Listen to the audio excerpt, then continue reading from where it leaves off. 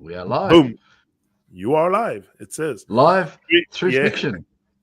Greetings, Arthur. An honor again. Every time it's To pure, you too, Johnny. pure joy, full joy to be here with you. I do many stuff with TruMon Production, but the TruMon Show is my baby, and I really love to come here. I love to make the music, all the radio show and stuff.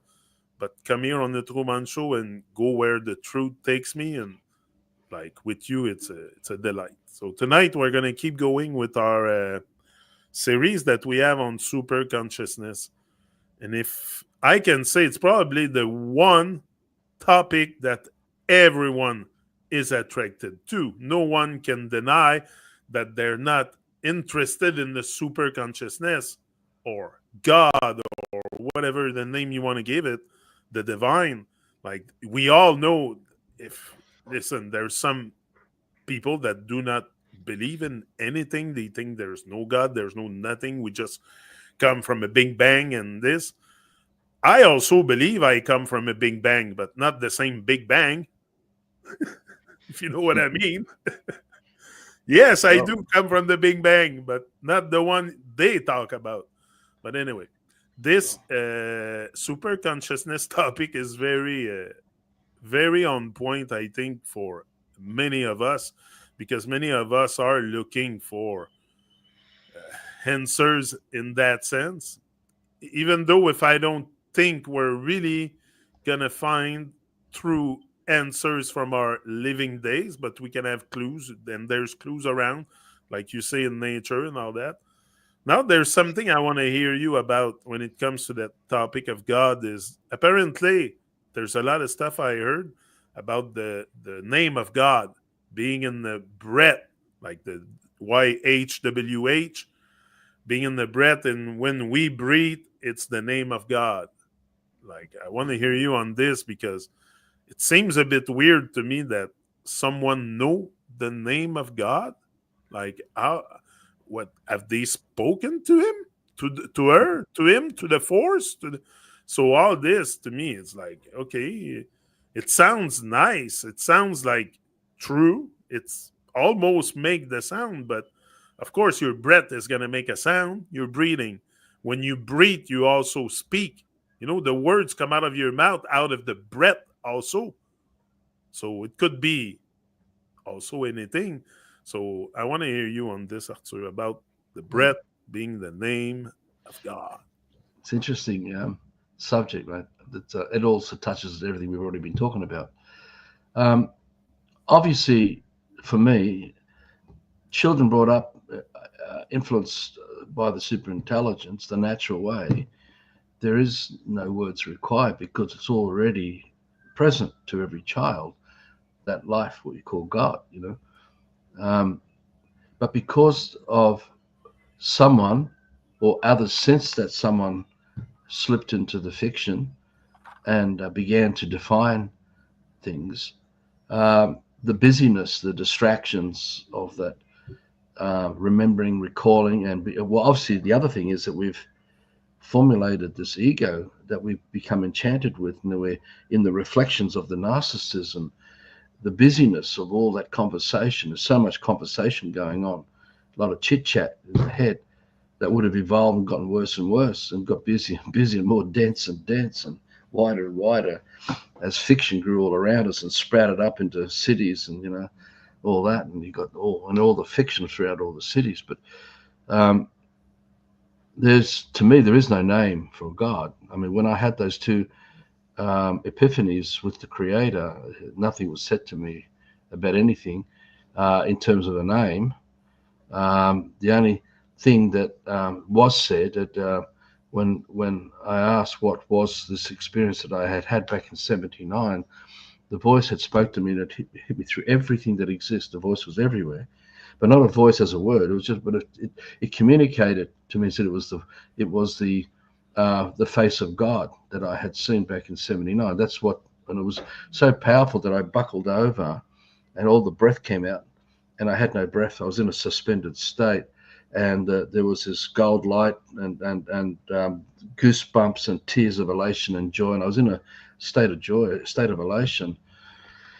And it took a while to wear off, and the dog was looking at something, because walking with our dog Sammy, my previous old dog. So those encounters, I don't sort of sit around, hey, because I've had this experience, I should write books and say God's been talking to me, and and garnish all that. I just don't go down those roads. But again, the analogy. I've got the megaphone in my hand. Hello, Yahweh. Hello, Yahweh. Hello, Yahweh. No disrespect to anyone. No disrespect. I'm just saying, hello, Yahweh. Please come forward. Please talk to me. Is it true your name is Yahweh? Is that who you are? Did you tell everyone else your name is Yahweh? Etc. Now, that's no difference to what a friend of ours, Glenn, had told me years and years ago that opened my eyes up to some of these things, And he said, hello, Macquarie Bank. Please talk to me. Anybody from Macquarie Bank, please come out. Please talk to us.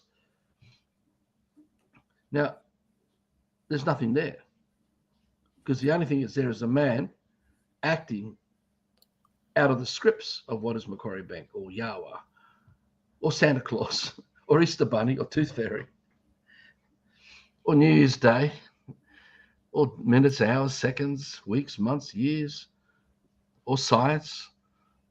Everything defined. It's a man acting as the scripts of the fiction, because the fiction itself doesn't live, and you can't engage with the fiction as a living consciousness. If it did, then, as I explained in previous videos, it would have a place in life where other things needed to exist so they can exist, right? It would have and its substance would be eternally present. Its present sense, the present sense, like the present sense of this man, its substance is always here, whether the man's resting in bed, whether the man's in the house, whether the man's outside, whether the man is journeying wherever, that substance is here. And you can engage with that substance, with that life, but you can't do that with Yahweh, the fiction. You can only engage with a man. Now, through the breath and how we deceived ourselves, because I really think we have become so self-deluded of our own, everything we've done to ourselves through the generation. All our brothers and sisters participated in this, is that the images that we hold that were defined to us by others who explain about Yahweh or explain to us about Jesus or God in that way, every instant they're breathing out. As we breathe out, the images of those intentions are encoded in the breath. And we can add to it and add to it and add to it and add to it. We can learn to ignore it and walk away and don't listen to it anymore. But that image is in the water of our breath, with everyone else's water of our breath, are circulating through the whole ambience of life, the whole of the firmament. So we can sense each other through the water of the breath, because the connection between you, where you are now in Montreal, near Montreal, where I am here in Temagog near Kempsey, mid-North Coast, New South Wales, Australia, we can commune in the eternal present sense, in the here and now, right here and now. We can sense each other in the water of our breath, because it's not defined by time and space. It's not involving hours and and speed and all that stuff. It's instant.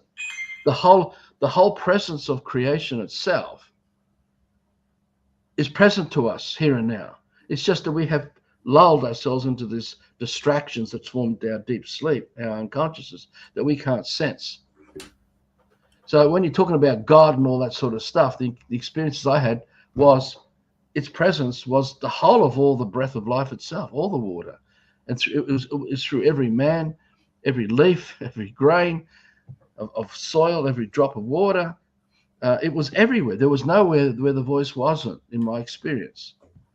But that was just something that was what suited what experience and whatever I was dreaming for as that part of stage of my life, where I was. I don't live my life out of it. I mean, what Fiona and I have done through these epiphanies and other experiences that we have had back in the early days of 2005, 2006, and a few other bits and pieces since then, we have this imaginary bookshelf. And we place each experience on the shelf and we move on. So we just use it as a reference point if we ever need to, but we don't live our life out of it. We haven't raised it up to be something that other people should look at and follow and talk about it and read it and all the other thing and turn it into an idol. It would be a false idol, if we do that, which means that falsifying who I am, and I'd be lying about that as well. So that's a bit of a bigger picture, because every time we breathe out, I can actually sense your intention. If I was to tune in and we have that super intelligence, that access, we can commune with each other right now, here and now. We can actually drop the whole internet and commune with each other without this. However, we're doing this because we want to place the medium of this into the fiction. So, like I said about the dark cave, where a lot of people are trapped in this dark cave and they can't see their way out because they're so asleep and confused and distracted and lost by all this voices and lulling ourselves into deep sleep, because we the thing about when we talk about Yahweh, when we talk about the breath, or we talk about these things, one of the things to me is extremely critical to the whole thing is that the stimulation of a thought, a feeling, because it's a feeling, the stimulation we have of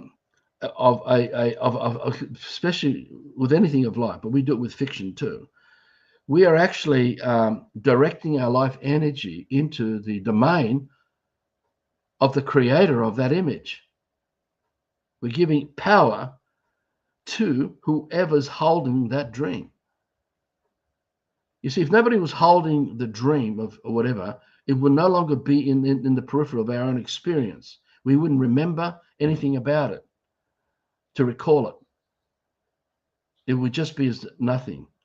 But because someone is holding it, even if it's a photo put up on a mantelpiece, even if it's a bit of audio, or it's a book that refers to it, those images, these images, because every feeling is an image, it has a picture. So when we're talking, all this time you and I have been talking through these conversations, we're directing to each other images, which is what we are using to comprehend each other, to share insights about everything. It's all images, images, images. All images are feelings. Behind the feelings is the breath of the intentions of the man who set into motion the information of that image and breathe that out, and can breathe that out. As long as a man is doing that, that imprint of that image exists. Now, that's exactly what a tree is. That's what a bird is. That's what you and I are, because there were dreams of some kind that brought about the creation of who we are. And we're all living things, from the tiniest, almost invisible, to the greatest of mountain ranges and celestial bodies in space and all that. They're all dreams within dreams within dreams. When we recall a dream, the stimulation is what we use to give it power. Because we're focusing on it, thinking about it, and giving it energy. Now, if it's fiction, they become apparitions in the water of our breath, in the 3D hologram of fiction, suspended in the water. So by proxy, we are revisiting our own invention, our own imagining. So we are walking down the yellow brick road of fantasy, focusing on images that we're projecting. So we are walking on the path that we keep laying, each pavement we're laying down on that yellow brick road is laid down before us by us as we walk. So the reason why we get trapped and stuck in the vortex of the system, that matrix, is because we accept the stimulation that's on offer, that entices us. It evokes a response from us through our breath. And we're giving it those images power by our participation. Now, when there's more than one of us doing it, evolving into really a cultish situation here. So you can have more than one now thinking Yahweh. And we can create images, and we can actually animate. We can animate the images and make it appear like a silhouette, as if God's come to talk to me. And there it is, sort of wavering inside the silhouette of the water of their breath, until it fades away, until that power is weakened and it's faded off again. But people can actually think that that is God has come to me. It's not. It's man-made. All of them are man-made. The whole of the Bible is riddled with this stuff. It's riddled with history of scripts, of storytelling. And behind it, while people are caught up in the stimulation and the recollection of empowering these fictions through the breath, through our participation of our willpower, using our free will, we are slave laboring to those who've created the whole system where these apparitions are coming out of. So behind Judaism in the Old Testament, there is a structure in place by those who get all the power as they oversee, as the authorities of that religion, of that Godhead. And how many people serve it is as big as the cult that it becomes. But they are all empowering each other through the apparitions of, remember, all the life energy we carry goes into that. And when you believe and you give yourself over to it, and with that, you're giving all that energy to it. And the apparition just empowers. And if we summon it, we give it commandment, we call it out, it comes to us. But we've done it. It's the same as what I said. I don't know if I completely touched on this or not already in the other videos, but you can be dreaming of being healed. You can be dreaming for love. You can be dreaming for truth. And you can come across a man or a group of people who all love Jesus and love God. Now, these are all scripted definitions. And the acceptance of the love of all those people within that apparition can help the man who had the dream to be healed by that dream of Jesus and the people who hold up that cult. And we think it's God who actually healed us. When all that time, we weren't stepping away enough to notice how this is actually working. That we'd caused the healing because we love life. And another man who comes along to follow the modality of Jesus fits into the box of where our love can be directed. Because another man who comes along who's an atheist and says, F God and all that, it's pretty challenging for most Christians to want to hold them in the dream that they love. They try to forgive everybody. That's the whole goal of it, to turn the cheek, and love everyone. But generally speaking, much of what's happening to us is self-fulfilling. And we've been manipulated by self-fulfilling prophecies, by dreams with outcomes designed that we get caught up in. Now, it's the same with the word Yahweh. Someone dreamt for it, and now we are experiencing the outcome of that by recalling it and using and sounding that name. And the image of whatever someone painted, because someone's going to paint a he, or how's he going to look? When I had these experiences that I've had, they were androgynous. They were neither male or female. And the love, and that was just so powerful in the hit in the presence. It didn't ask anything from me. Didn't tell me I had to do anything. And hence, it wasn't invalidating my free will. It would not cross the line to mess with my head. It did what it did to try to show that there was something there. Now, Who's right and wrong about all this stuff, and how much am I right and wrong about all this stuff? It's up to each of us to work this one out. But I am clear about the fact that we do create the apparitions in the water of our breath collectively. So when we voice that word Jesus, and you have minions doing it, who give all those feelings, all that stuff that they're carrying, it's a very powerful modality when you have someone on the top. Now think about this, like when you go to elections, you have minions that go to elections to vote for a political party with a man at the top who's going to be given all the power of all the people, even those who voted not for him, but are in the Constitution, are in the political process. The power goes to a man who uses it and executes it upon everybody. It's no different to the apparition. Exactly the same way.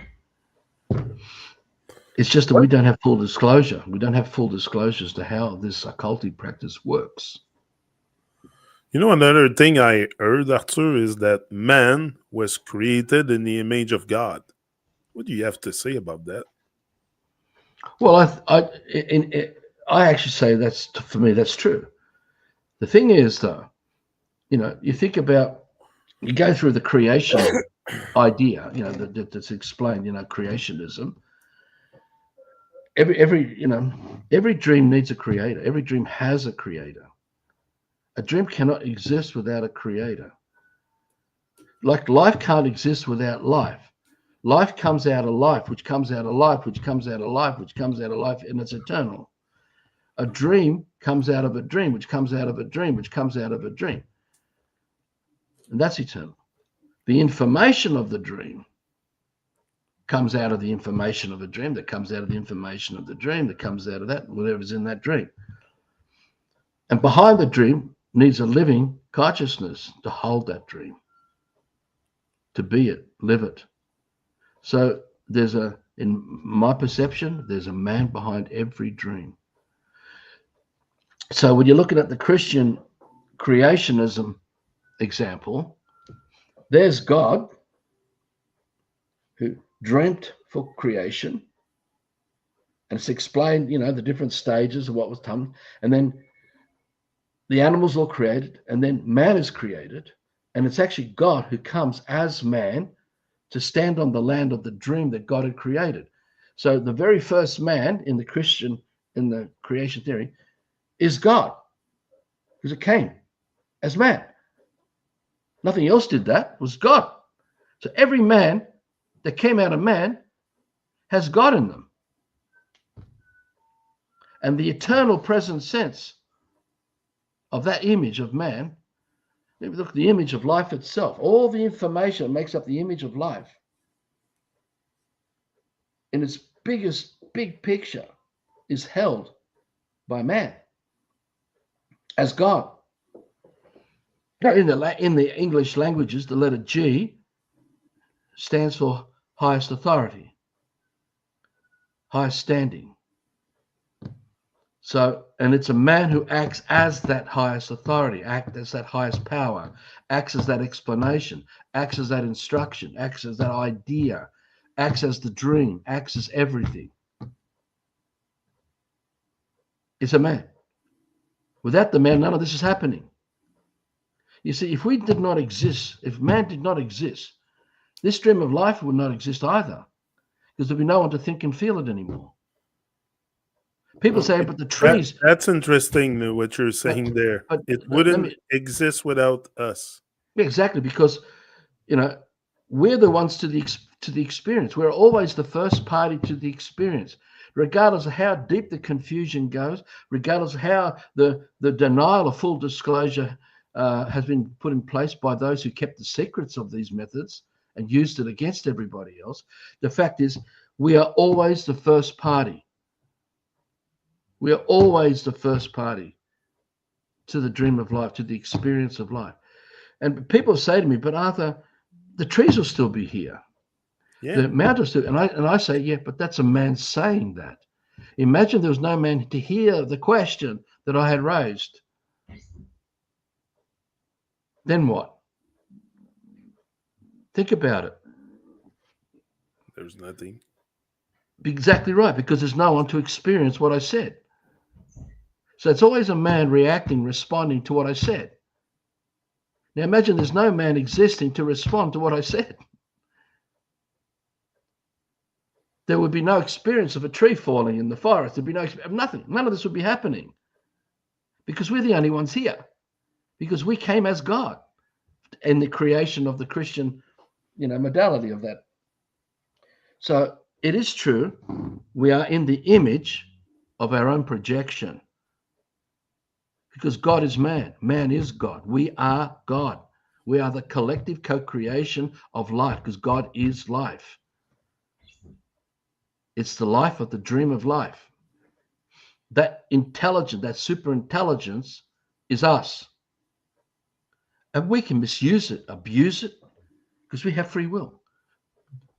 We can create a gravy train of descendants that just go down from the incredible power of the super intelligence and its magnificence and beauty and abundance into scarcity, mediocrity, and to the point of just survival of the fittest, and scrounging for food off the table that's fallen down on the floor, because that's where they think they are. That's the best it can be for them, because that's in their image. They believe it. They've been told that many times. You're scum. You're a useless food eater. You're not entitled. You're not privileged. You're not a chosen one. It goes on and on and on. Everything to our experience is man-made. Everything. There is no thought or feeling without man experiencing it, because it's always a man to that thought, to that feeling. There is no something apart from man. Like when you talk about aliens and UFOs, it's a man talking about it, or astrology, or numerology, or the esoterics. It's a man. And that image becomes cultish when someone else enters it and becomes enchanted by and accepts it as the truth. And they become caught up in the cult. And then they can add to the cult, and they can adapt the image of the cult, and they can help it to go through generational changes, just like in all the history of life in the system. We're doing it because we're the only ones here. There's never been anything else. The illusion is so powerful. The seduction of this is so strong. But it's very easy when you challenge them. Bring forward the first party. Let's talk to God. Hello, God. Please come forward. We'd like to experience the substance of your life before us and tell us the truth about what Jim and Joe have been telling me about you. I want the first party in my experience, not the third party. I don't want someone giving me a script to explain to me about you. I want to talk to you directly, so I can sense you directly, so I know that is the substance of the truth of that experience. Now, you can't do that with quantum physics or geometry or mathematics, because you need a man to perform it. Nature does not tell us 1 or 5 or 10 or 9 or anything, and never has and never will, because it doesn't exist. The downside, by getting man to have us believe that 1 and 9 all this exists, we can start to become so caught up in the constructs of the images that were defined to us of mathematics and geometry, and we can become so disassociated from the big picture of the forest or of a man that we will commit slander. We will commit fraud by impersonating them, by saying it's like this and it's like that and it's like this and that, and they do this and that and this, and just all the scripted stuff that goes inside the cult. But it is a man who's doing it amongst many other men who are doing it. It ain't life itself, it's doing it. Nature does not do it. You won't go and talk to number 9 as a first party. You can't go talk to astrophysics or astrotheology as a first party.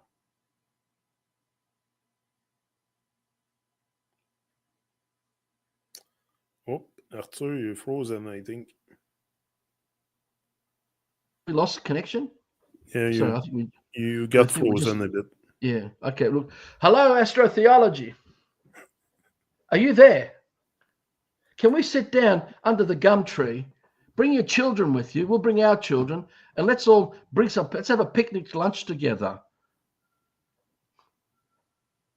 which you do with the living, the real first parties. You can't do it.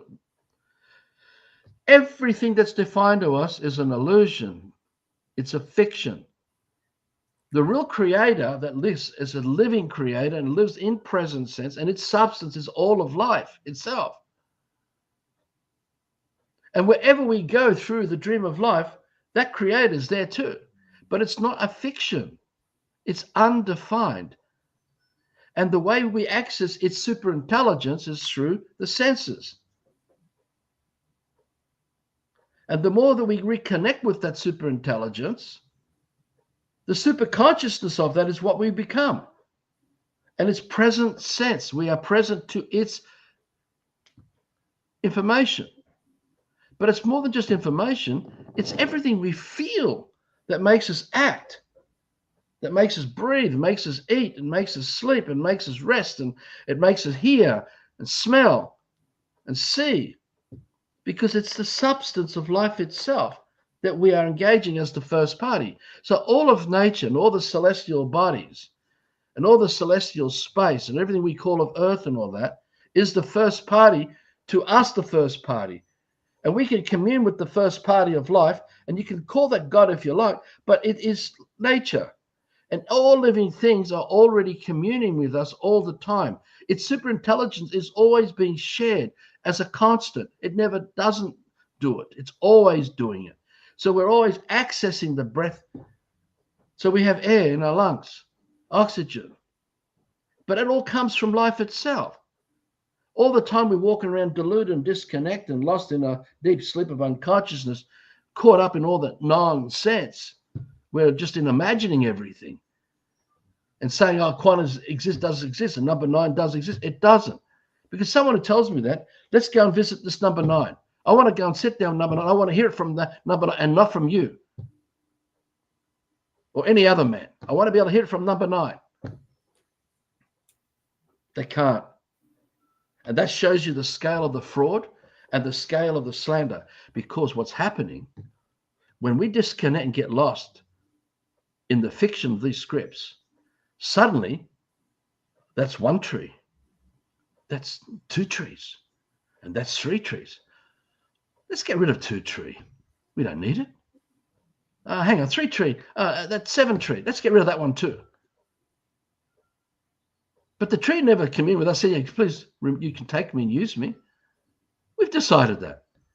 But we've decided within the scripts of the fantasy of those fictions that we're playing out, influenced by all those who are breathing into that domain of that cult, where the influences that makes us play out, 1 and 9 and all that, in the domain of someone else's dream who created it, is happening. So we're just being enchanted, seduced, what they call the devil. Because the devil acts as if, it's not a devil as in a real thing. The devil is us. We are the devil because we are misleading each other. And the energy of that misleading manifests as a substance of distortion. And so we can even have an image of a man appear as the distortion of darkness because it's non-full disclosure. It doesn't have the light of real truth. It's kept it secret. And so you can have all the imagery of the devil and Satan and Lucifer and Moloch and Baal and all these things. And you can have it all tied to all the ritual sacrifice and all these other processes that they do in the occult, which is another subject. But the thing is that we are doing it. We're the only ones here. We've only ever been the only ones here. I don't have an alien sitting here next to me and I'm sitting there talking to them. How you going, mate? How's your planet going? How are your children? And whatever is made to appear as if it's real is only momentary.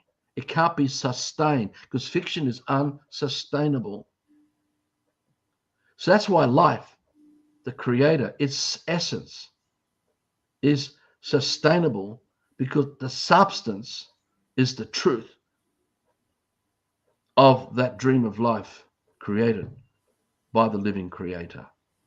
Live in. The word living, think of a domain. and we live in G, the highest authority, in the domain of that dream. So the living creator is the highest power in the domain of the dream of life, and that's us. Which is man. I was going to say, which is man, Which us. is us, yeah. So we're the ones that give away that full responsibility. We're the ones that give away all the things that are done to us. We're the ones who are accepting all the harm and everything going on. We are so damn confused, caused by these occultic practices. And they've never been given full disclosure about how these things work and why it's happening. So I'm coming from a much bigger picture in sharing these kind of insights. I don't want anyone to believe anything I'm saying. But what I do is to get you to be stimulated to start contemplating, think it out, see if there's any truth to what this man's sharing. Because if someone believes that fiction is real and that there is something out there that does live, well, let's bring it forward. Let's, I'll put on a dinner party. We'll invite them. Come and sit around the table with us. We'll all break bread together, have a drink. Okay, but there's a lot of stuff that happened on Earth. If we are, it seems that we are the only ones here. I agree with you. Never seen any alien, any substance of God other than man. Well, I have. I've had UFOs hover above me as a teenager. I've chased UFOs. I've done all kinds of things, but I came to realize they were man-made.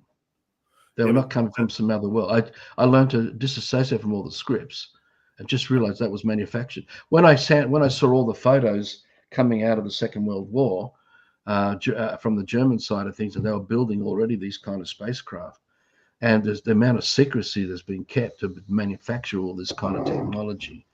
It's all done by man to man, and they use it against us. What we don't know can be used against us. See, when we have full disclosure and we know it all, it can't manipulate us anymore because we have a bigger picture to refer to instantly about what it is that's coming at us in present sense. So it's only because we are so lost in the scripts for so long inside the science fiction that we've accepted astrology and astronomy and on all the science. We've accepted that the sun is X thousands of light years and the speed of light of this and that and all these things. It is all fiction. As much as we can convince each other that it's true, it's not, because you cannot talk to the speed of light. You can't encounter a concept as if you can with your wife. You can't create children with it. You can't eat it. Nothing needs it to exist to eat it. So the sun rays and the sunlight and all these definitions we're using to communicate with each other through this English, because it's a new world language. That's what they created. It's the first language that was created for all of man to be their first tongue, all across Earth. That's why you're seeing it everywhere now. It's the first language now. But they called it the New World Language back in the 11th century when they started creating English out of Latin and Hebrew and Greek and other dialects that the occultists had already created. And it was created by Judaic architects of law, which are today known as barristers. It was the barristers of those times that created it in the Sandringham Jewish networks. But so not Jewish. But listen, let me finish this. This is not Jewish as in Jews. It's actually Zionism, because the letter J did not exist until roughly 1520. The word J had never existed to be used and form words with things like Jesus. There was no Jesus pre the invention of the letter J.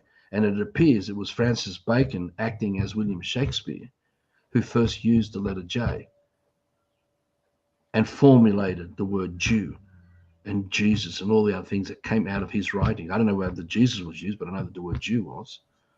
But the word Jew had never existed anywhere prior that 1520 mark, roughly around there. So we're taught, and when we're talking about Zionism and Zionists, we're talking about occults. And these people who are hiding behind race, culture, creed, titles, standings, ethnicity, gender, etc. They hide behind all of it. And they use and manipulate because it's their cults. You could have a plumber come amongst us and not realize that that plumber could be an occultist high up, and you don't even know, or it could be a school teacher. But they're so well initiated into this racket that you don't know if you can't suspect it. I have mostly been able to sense when something ain't right with people who've come towards me or at me, or when they've written or appeared in my life. And there was one time a guy turned up who was roughly 5 foot tall, a bit over maybe slightly, and I knew he was one of them. He had a Bible in his hand and a big overcoat, and it was in winter, and it was a very cold day. And when I came to at the door and I saw him there, because someone else answered the door and called me out, and I came and I realized straight away, I just knew. I don't know how to explain this, how this kicks in, but it does. And I knew he was one of them. He come to suss me out. Who is this guy? Who is this guy behind Love for Life all those years back then? And this was like 2017 or something. And they come close to you. And I said to him straight away as I walked out the door towards him, I said, is that a daffodil or is that yellow? What's that in your hand? Is that a definition too? You know, or whatever I was saying. And he started walking backwards. Because I'm just not going to accept this stuff. I've had other experiences where things kick in, especially when Fiona was kidnapped by highway patrolmen during a period when we were doing our doing our propaganda work back around 2009. But anyway, look, I just veered off there, but the point is we are only the first ones. So going back to the court system, when they call out your name, when you receive a summons, when you receive an invitation, it's always to the ego, to the person, to the straw man you represent from here. They want what's in here to come forward, not the man. They don't want to see the man. They're not interested in the man. They're only interested in the fiction and what you represent under the name, registered as a birth certificate. So when you sign for it, you're acting in their world, their dream, their domain. Now, at no time can I visit the fiction of Arthur Cristian. They can't either. The judge can never experience Arthur Cristian, the fiction. But the judge knows what's going on in the bigger picture of the court process, because what they're doing is getting you to commit fraud, to give them justification to say, well, okay, you're not well. They may not say these words, but you're not right in your head. You're not well. So it's true when people say that the whole of the system is a mental asylum and that we are wards of the state inside this mental asylum, because we're so caught up in the images and the scripts, believing that the land title deed and the mortgage and all these issues that we're going to fight over in a court case are real and exist. So we get so sucked into playing out the intellectual property that's copyrighted by them, because all the mathematics and geometry and all the other stuff that comes out of under the name of the crown, like we have this crown seal in the court, but this is not the original crown seal. That's been changed. It's now a commercial crown seal, because the commerce is what's being performed in the fiction, where people claim that they own this and they own that, and that's my child and that's your child. But everyone's registering the children to the state, to the ward of the state. They're all wards of the state. So the judge doesn't see who you really are, because you don't exist, and you don't even know who you are. So when you turn up, you're not even a man. You're not a real man here. You're a hue man, a type of a hue, a color, shape, type of a man, but you're not a man. You don't have your full faculties. And so they get you through the curses of the fraud that we commit, which are sins, which are lies, and they get you that way. And that's how you give the authority power to get at you and give you punishment or whatever, or relief in the game of this play, where we are the only first parties acting as the third parties of all the fictions that we claim that we are. I own that, I own this, it's mine, and everything else going on. All this is bullshit. None of us, we own nothing. We've never owned anything. You can't own your last breath. If you don't let it go, you die. You can't own your last drink. If you don't let it go, you die. You can't own your last meal. If you don't let it go, you die. If you don't let go of belief, faith, and stuff, you die, man. You're gone in the nonsense, in the unconsciousness. I got something for you. They say the truth is in plain sight. Well, could man living among us give us the truth in plain sight of that super consciousness in the crop circles, in the pyramids, in all the gigantic stuff built here on Earth? Or could they're that all alive. be, no, hold on, could that be the truth in plain sight, No, that it's there not. is super consciousness amongst us right now? The Which word, has let to me, be, because you say there is only man, there's no upper can I, power or something. the first time that the occultists tried to create a one world power with a one world energy, a one world religion, a one world authority, a one world power of military might, etc., and one world education and all that stuff. They already tried this once before, and it all collapsed when the firmament came down and destroyed everything. And the remains of all that original civilization is buried under the water and under the mud and under the earthquakes and everything that's happened. And we can see evidence in plain sight of the remains of the first attempt, right, of this lie. Now, the second coming of Jesus, letter S and Z interchangeable. Zeus means one world power, one world authority, one world religion, etc. Right? Jesus is the system. And this is the second attempt at recreating a one world power that these people tried to pull off once before, and they failed. And they became the bloodlines of the Europa households, of all those people coming out of the aristocracy of the one, because you can track this bloodline through the Piers Genealogical Society in the City of London. Now, they may have been trying to shut that down over the years since I've been pointing it out. I'm not the only one that's pointing it out, but there's others. In that, you can see that Diana Spencer is the second cousin of George Bush Jr., or whatever it is, or Bill Clinton and all that. You're going to find that most presidents of the United States all come from the same pool of this bloodline. You're going to find that this bloodline, all as a collective, goes back to Charlemagne, which I think is Charles II or something like that, who then goes back to Alexander the Great. Because ancient Egypt was Greece, ancient Greece, which is occultic. It's got nothing to do with Greek. I'm Greek, but I'm not Greek because the bloodlines of the families of my ancestors were all bastardized by invasion. The Ottoman Empire, the Byzantine period, and the different races were mixing and having sex with the women and changing everything. But there was an attempt to pull what they're trying to pull off today once before. That's why they call it the second coming of Jesus, not Jesus, because Jesus never existed that way. There was a great man, but not the Jesus that people are worshipping in the fictions, everything that was defined to them. So what about the I am too?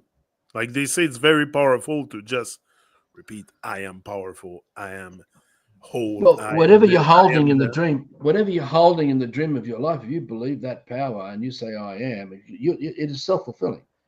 We're creating it. If it's a lie, if it's fiction, it's going to be manifested like that too, and it'll come at us like that. If it's the truth, why would you claim what you are when you already exist? When you already are, why would you claim it? Makes sense. Why would you try and bring attention to something when it's already there? It's like believing in yourself. Why do you need to believe in yourself? When you already there. exist. You're alive. Exactly. You exist. Exactly. So the subtleties of all these fictions is what confused us, and that's what we bring to court, to be caught, C-A-U-G-H-T, by our own stupidity. I'm not joking when I'm saying this, because they rely on us committing fraud so that we're the ones creating the sin, the lies. And we give them the authority. So, for example, they create the chaos of all the confusion by providing all the definitions and telling you, yes, you can buy that land and work for it, and that can be your land title deed.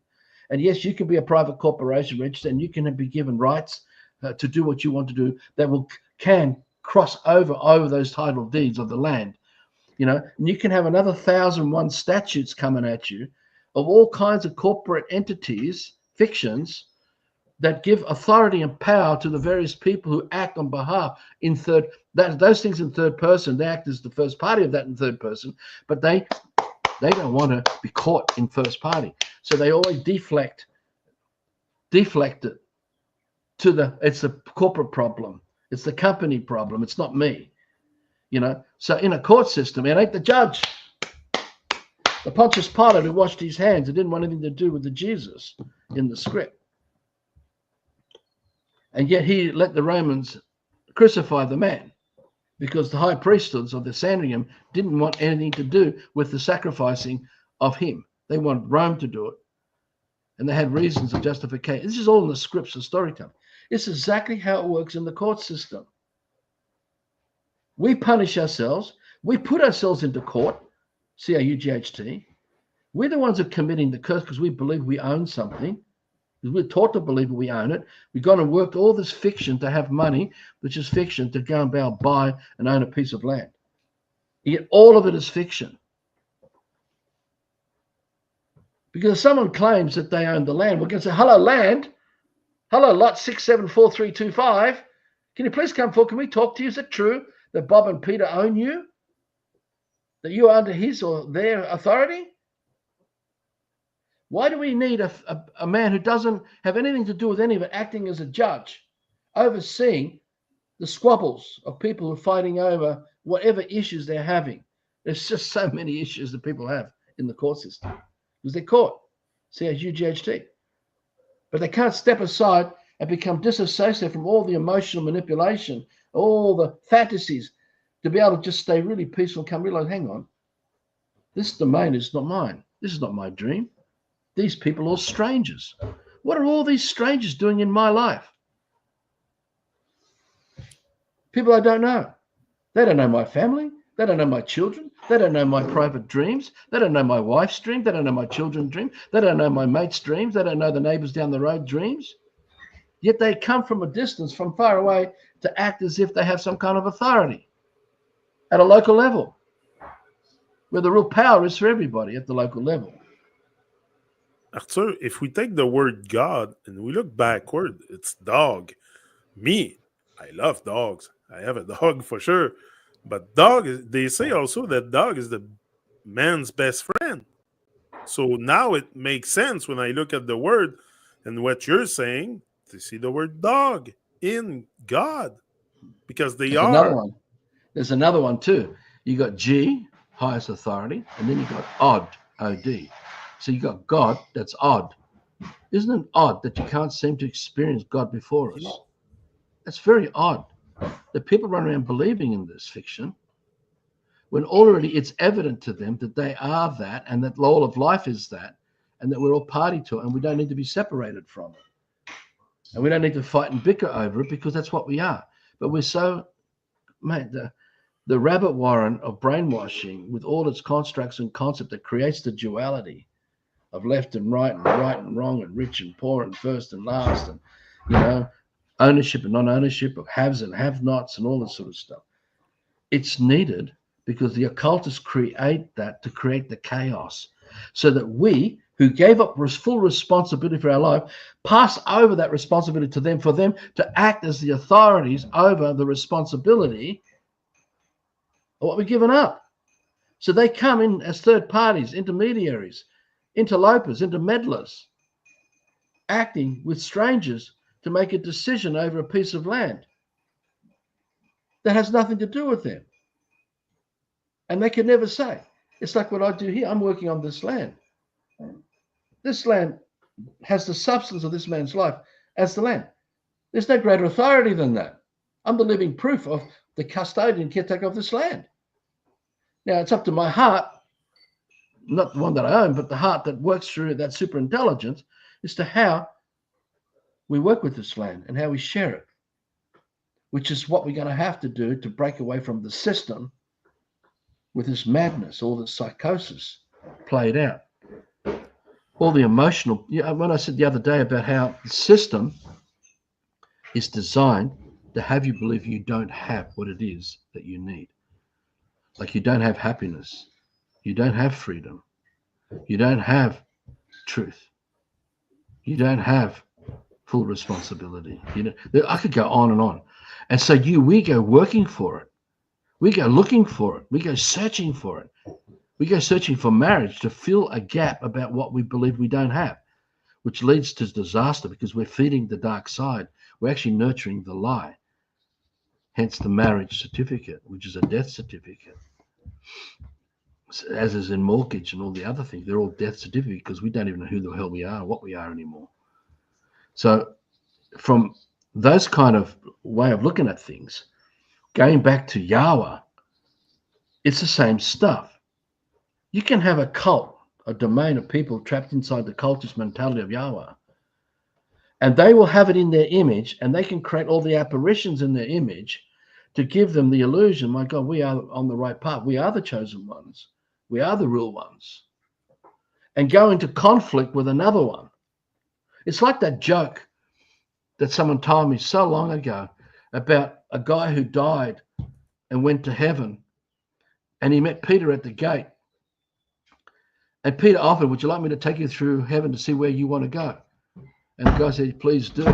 And so off they go. And suddenly in the distance, he sees a group over there. And he says to Peter, who are they? I says, oh, they're just Mormons. They like to stick together. And they carry on walking down through heaven, and they see another group over there. And he asks, who are they? Oh, they're Seventh-day Adventists. They like to stick together and do what they're doing. And this goes on, until eventually he comes across this massive wall. A massive, massive, massive, massive big wall. And he says, well, who's behind that? And she said, oh, they're the Catholics. They think they're the only ones here.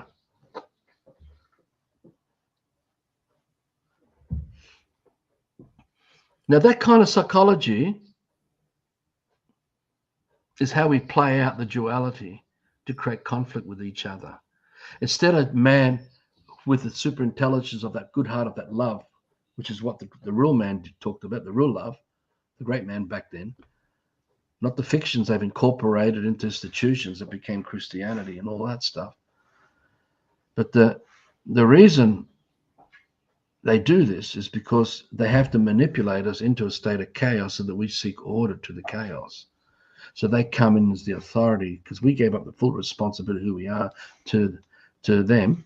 And we do it through elections, and we do it through many other means where we accept strangers who come into our private life to mediate and counsel or psychology or drugs or big pharma or whatever. It doesn't matter how many different things we do to our lives. And we accept their authority, their perception as ours, when really none of this should be happening in the first instance. So the whole system would not even happen if we did not forget who we really are and what we really are. Because once we know who we really are through that super intelligence, the good heart and all its virtues is already what nature is, what life is. And if we work with that, the whole of fiction of the system will collapse and disappear. We will recycle it back to life as quick as we can, because we don't need another man to act as the authority of each of us. We don't need someone else to tell us who we are and what we are anymore. Once we build that confidence back and we don't have doubt and uncertainty and distrust and all the other dark side things that mess with us, because that's what drives us to go to work. It's what drives us to do what we do and why we go. And there's so many things in our actions that are coming from deeper things that we haven't stopped to really look at that dark side. Like behind mortgage, as I explained in the other day in the video, was that is because we want to have we want security because we don't think we have security. We want certainty because we believe we don't have certainty. And the fear and the doubt and all the other things that come with that plays out as we work to save money to then get ourselves a house with a mortgage that we then have to pay 4 houses for, whatever, just to have the certainty of a roof over our heads and provide security for our children, because we want certainty for our kids as well, right? But the whole time, we are always in a state of uncertainty. We're in a state of confusion and distraction, of chaos. So the whole system will collapse when we walk away from this dark manipulation, when we realize we do not need to play this out with each other, and we don't need to play out what we need from each other and play out all the emotional rackets, oh, I need him, I need to fall in love and get all excited until eventually you ain't getting what you need anymore because things are changing by the person who's, because when you're caught up in this lie like this, shit happens. And I have had our doors open for almost 20 years of people coming and going, some who stayed a lot longer, to play out all this destructive emotional stuff. And usually they'll blame me. They'll blame me. I will go in to try to nurture them and share with the truth of these things. But the emotions are so powerful. And I must stress another thing about this. This is another thing people get to get a head around this. Through the water of our breath, I could focus on your image and I could come into your life and put pictures in your image, which are all feelings, and have you caught up with them and cause you to react.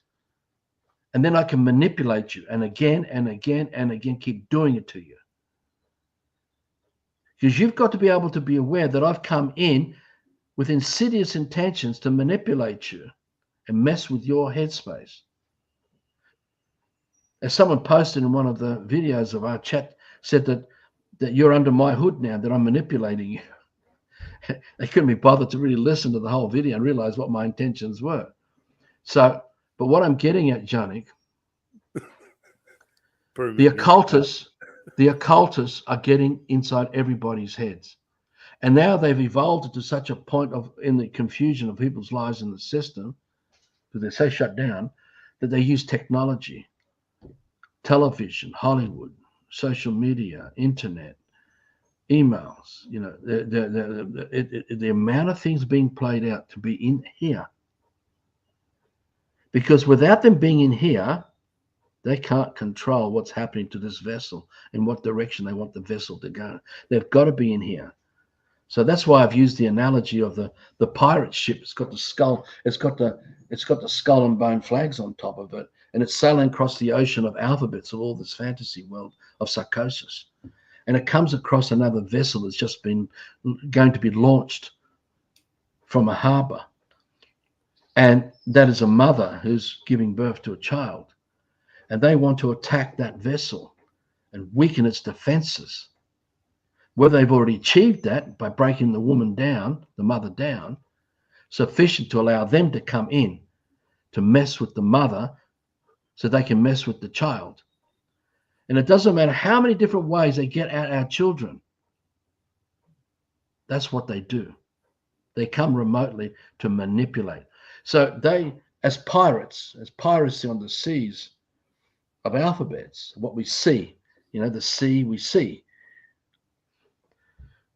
the SEE, the all-seeing eye, we see the fantasy, we see the fiction.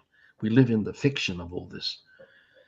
So we as a child can be that vessel, and the attacks can have weakened our defenses because we weren't protected by our mother and father and by the tribe around us, which we would have protected all of us from this. So that they, the occultists, can then board our vessel remotely and take over control of the helm of the vessel. So they can then steer through those they've captured, the captives who are under their control, under the black magic of this, and put a skull and bone flag on top of that vessel as well, which is what the birth certificate is. Because it's all fiction, it's all dead, everything's dead. And have you live your life as a slave in patronage to the occultists who are rewarded by the labor you produce, who they tax you with, and other means of other bills and interest and all the other things that they do, because they are procuring your life energy through the fiction that we are performing in fantasy, regardless of whether it's played out in the court system or whatever. It is really basically the way, if you want to go another way of looking at it, we really are, just bear with me, I'll just think of the right word. I have used this before.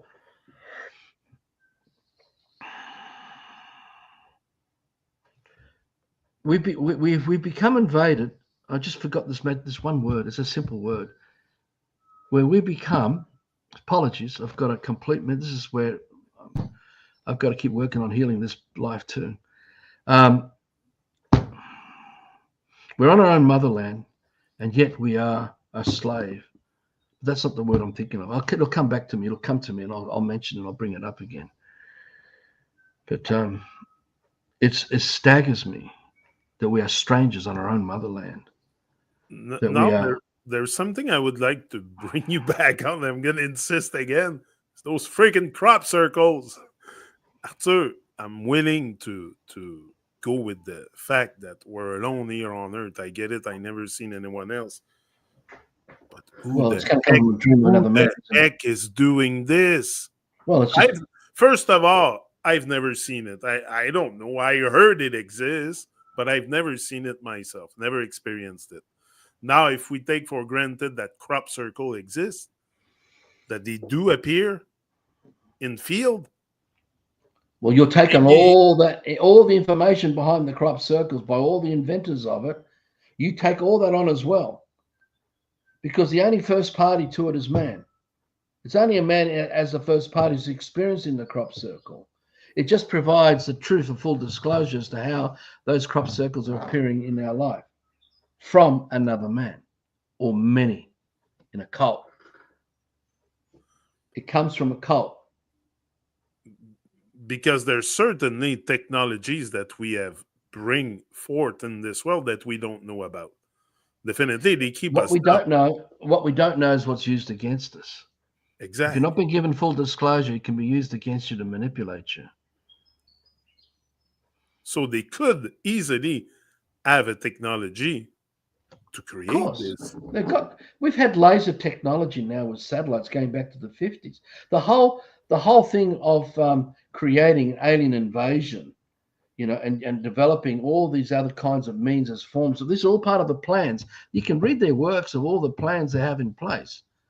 They actually provide full disclosure, but they do it in very cunning ways that people can't seem to see it in plain sight, what's going on. But, alien invasion is going to be one of the many planks of this agenda. But it makes so much sense, everything you say, because no one can deny we're alone here. Humans.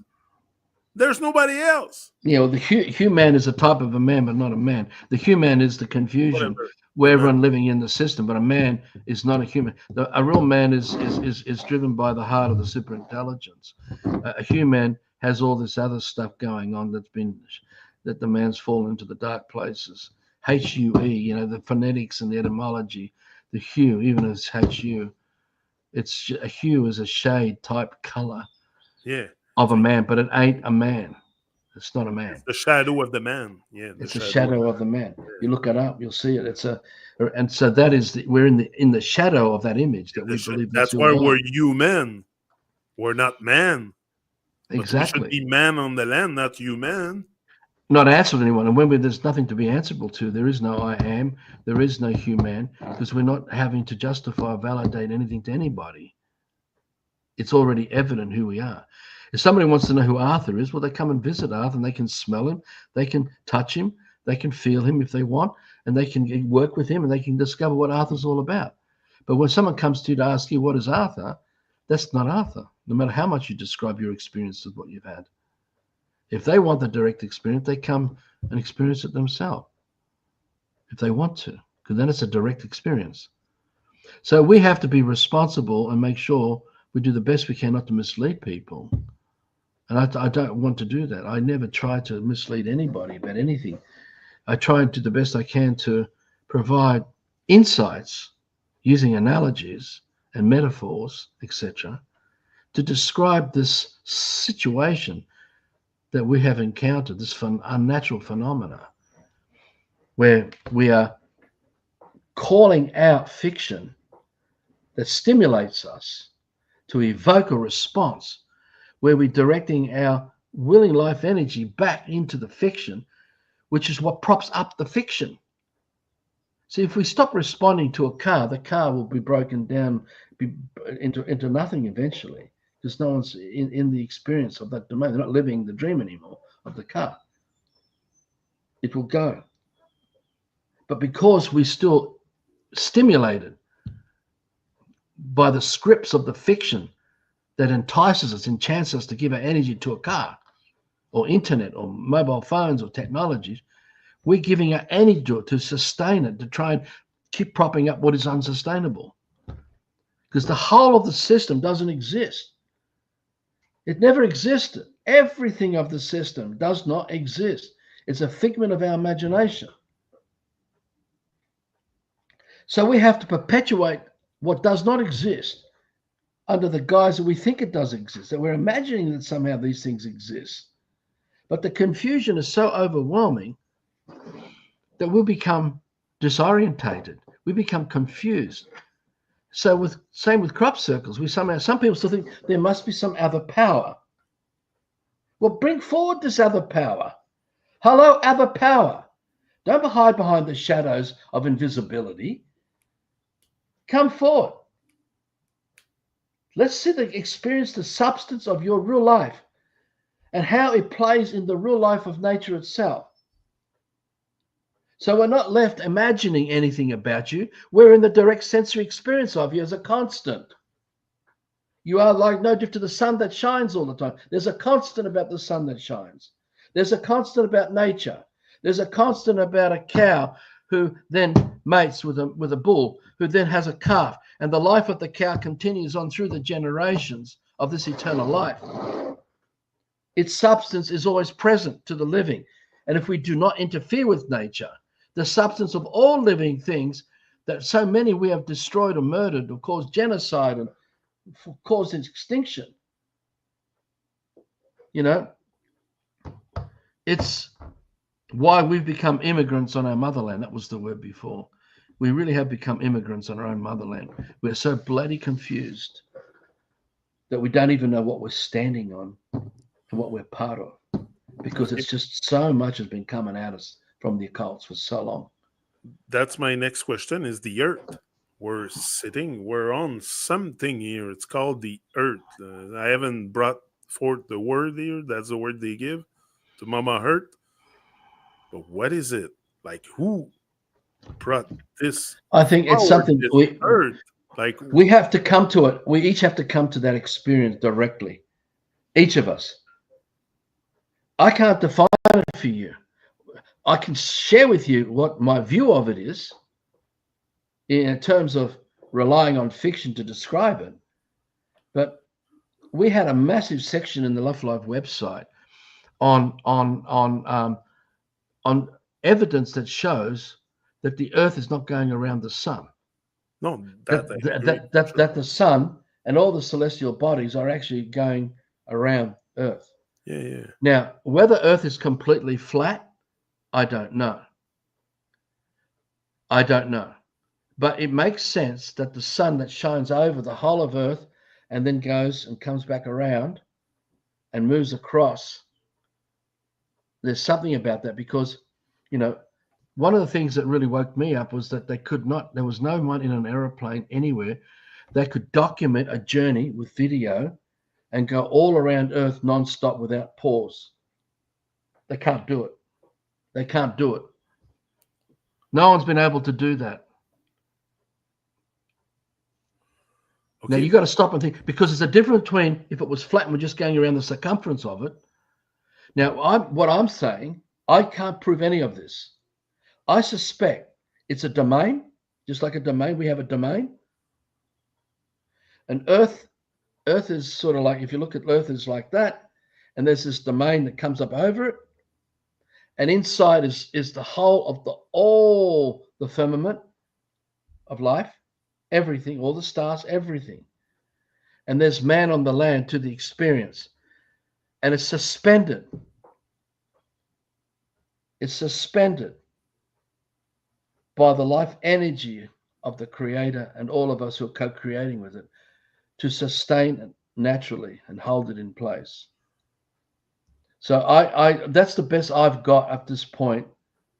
I have seen across the Facebook walls. There's a lot of young people that are revealing a lot of most interesting stuff about Tartaria and most interesting stuff about mudslides and all that, because it ties in, not completely, but there's so much of the work we did all those years back that we were putting up on the Facebook, on the website, large sections of these things we were putting up.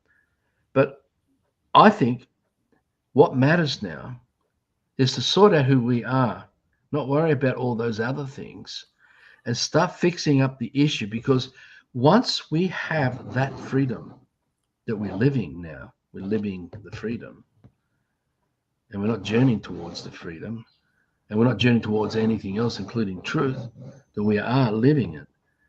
The peace and the calm becomes so deep and profound that we can contemplate on these other questions, and we can begin to work out what's going on. And each of us can come to that truth, what it is. Because I don't think it matters at this stage, except that the rocket ships and all the technologies that are being used to try and, well, how the hell they get through the Van Allen belt, if that exists, and to even go to the moon and all these things. I don't think anyone's ever been to the moon. I don't think anyone's ever gotten through the Van Allen belt. That's just my view as it is. I'm open to being changed by substance, by first party evidence, not by fiction. So, if we're co-creators and there's no manager up there taking care of the sun, that it shines every day and the moon come back and all the celestial bodies, like, who's the manager? Well, you think about a house. You dream for a house, and you want to create a home, and you want to create a partner, whether you already have that partner or you want to dream to have a partner to come and co-create and share that home, that domain with you. This is a domain, it's just another domain. And you want to fill it with children that you've created. And you want friends to come and go from that home. And it goes across 60 years, 80 years of your life with the home. Who's been the manager of the whole time? It's me. Same with life. That's really fucking deep, because now that's it. I'm gonna go out and look up, and I'm like, okay, ooh. So you're telling me that we maintain the energy with our energy? Yeah, but we just become confused. We've been distorted. The feelings we're having now that we live out of, the stimulation, the images of fiction that are just coming at us constantly, is being projected and used as stimulation by us to recreate the distortions, which is all the disease, all the destruction, all the horrors of what we're doing to life, what we've done to the rivers, what we've done to the valleys and plains, what we've done to the mountains, what we've done to creatures, how we've altered dogs and how we've altered cats, and what we've done, the messing we've done with science. And it's very interesting that a few of the things that I came across in the Love for Life work all those years was there was an experiment done, something like with flies, and the goal was to turn flies blind, to make them blind. And it took them a few generations until they eventually produced a breed of flies that were blind. And when the experiment was stopped, the flies were able, through a few generations, return to seeing again, because they went back to the original purpose of what the fly is. All the original. Whoops. Frozen. Test 1, 2. Arthur, you're there. We've just lost that. So the Yeah, manager. So he's back. another thing was done with rats who are social creatures, and they made rats become hostile to each other in an experiment by separating them and whatever they did. When the experiment was over, and all that hostility was still going on. Over a few generations, the rats gradually, without interference, the rats gradually turned back to the social life that they are as rats. So they went back to the original purpose of the original dream of life, of what it is to be what we now call a rat. Now, all of life has an original purpose. This is you, and we all have an original purpose. But we need to connect with that through that super intelligence where those dreams are formed out of, that where we're living the dream of that original purpose as our real life, as the real domain of the man, undefined man. So, it doesn't matter how much we want to sit there and pray, oh dear, that all comes from, I'm not saying not to disrespect. We should be respecting and with gratitude and elation and joy to just how wonderful, how magnificent life is. And this is what I do all day, every day Oh now. yeah. When I'm walking around, I'm always talking to living things. And I could talk about birds the other day. I'm there more and more of them coming around, and we're starting to form, and I'm saying to Phil, this is going to grow, with I other put animals.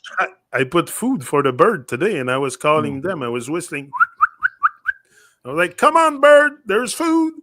And Well, we suddenly, have we have so much around us. We don't. We have done it. We have given them some old sunflower seeds to king oh, parrots, I feed the bird but and the squirrel me. generally, we don't need to do any of this anymore. We don't want to really create that because they don't need to be dependent on us. They just need to just live their life, and they come here, and there's already plenty. We just create everything that they need. So it becomes this. I mean, you think of the brain's got like a bank of switches, and a very sound from a bird can trigger a switch. Another smell can trigger another. A certain color of the paradise, a certain look. It triggers all kinds of things that might have been turned off from so young, and we can switch them back on again. And that's why we're creating this paradise here of stimulation. So we're so busy in the stimulation of living the dream that we don't need to go outside of it again to go for look for And something else. the birds, we overfeed them also, so they become fat. I saw a fat squirrel the other day. She Yeah, was fat. yeah, And yeah, the birds are yeah, fat, like the yeah, les hirondelles. I don't know what it's called in English, but they're getting so fat they can't even yeah. fly. We're doing it to birds and ducks, I and think I'm gonna stop feeding them a bit to we let got it. get We them. just got to return life to how it was, and we lived part of it and learn to manage life as it was, without inhibiting it with fiction and playing out fiction. So we got to stop bringing all the other. I know we got to wind this up now. We got to finish today, but Yeah. the So domain of our dream of life, the distortions are the impure thoughts and feelings of the occultists who created it. So that impure intention and whatever they're seeking from us that we've allowed to come into our domain, so we are now resonating with their dream and giving energy to their dream, which only makes us more distorted. Hence, we get sicker and diseased, and we become tired. We don't have the same energy. There's so many things that can cause us such a chaotic state.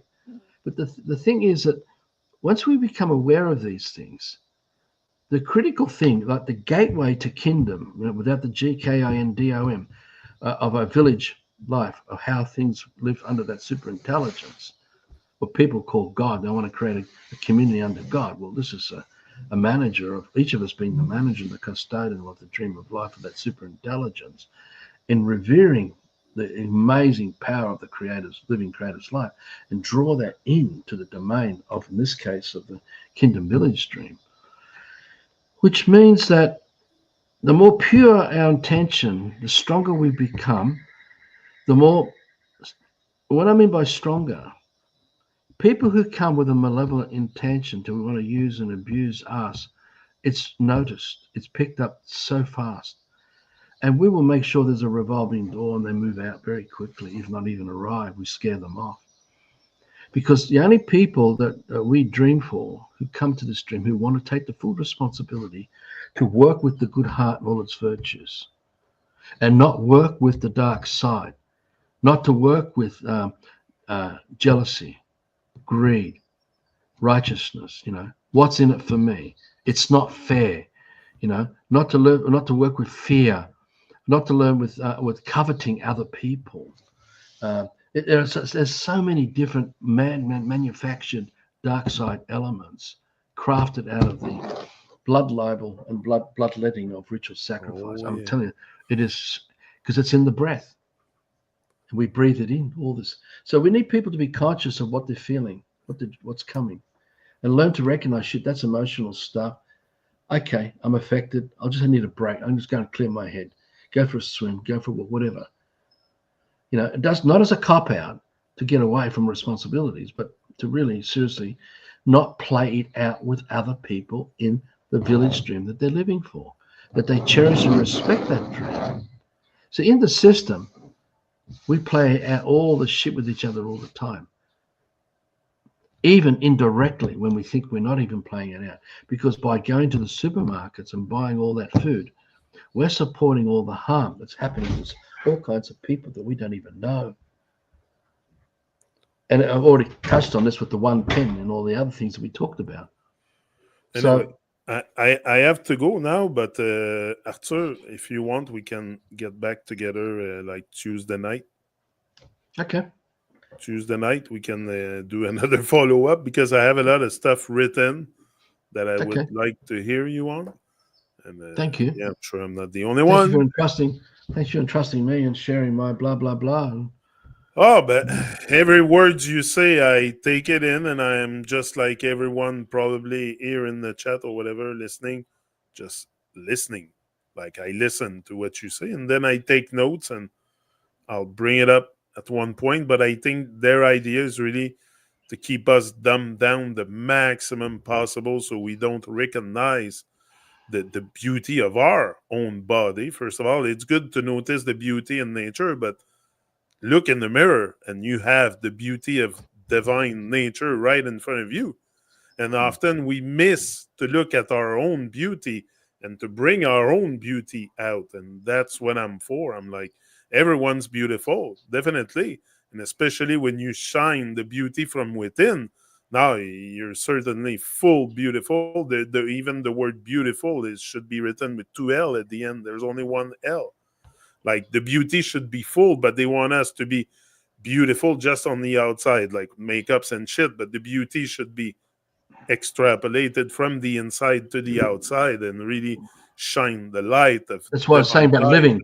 Live Yeah, in, live in, live in the live dream in. of That's it. the good heart and its virtues. And if Anyway, we live, we'll talk about all this when we see each other again. Definitely, okay. I want to hear you on this. So, boom, Thank you. we're out. Our job, everyone. No, Bye. no, no man, no cry, no man, no cry, no man, no cry. I think.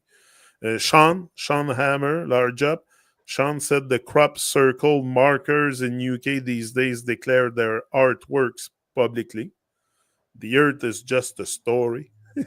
Yeah, the Earth is something that I don't know. I think we all have a desire to know with our ego also where we are, what we are, who we are, and all that stuff.